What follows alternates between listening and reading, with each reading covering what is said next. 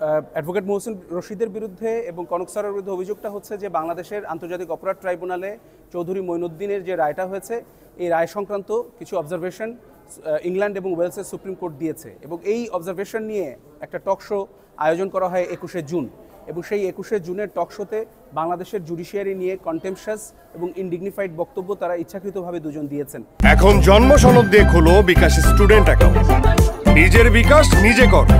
এবং সেই বক্তব্যগুলোই আজকে তুলে ধরে বলা হয়েছে যে এই বক্তব্যগুলো আদালত অবমাননা কর এবং সেই জন্য তাদের বিরুদ্ধে প্রয়োজনীয় ব্যবস্থা নেওয়া প্রয়োজন এবং বিবেচনায় নিয়ে শাস্তি দেওয়া প্রয়োজন।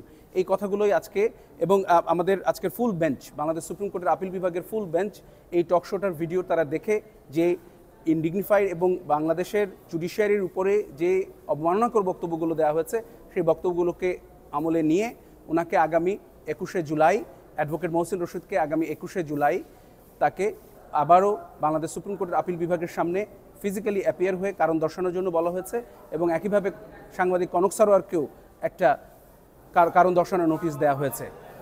এবং ইন দ্য মিন টাইম এই 21শে জুলাইয়ের মধ্যে অ্যাডভোকেট মহসিন রশিদ বাংলাদেশের কোনো আদালতে প্র্যাকটিস করতে পারবেন না, সেটার জন্য তাকে ডিবার করা হয়েছে।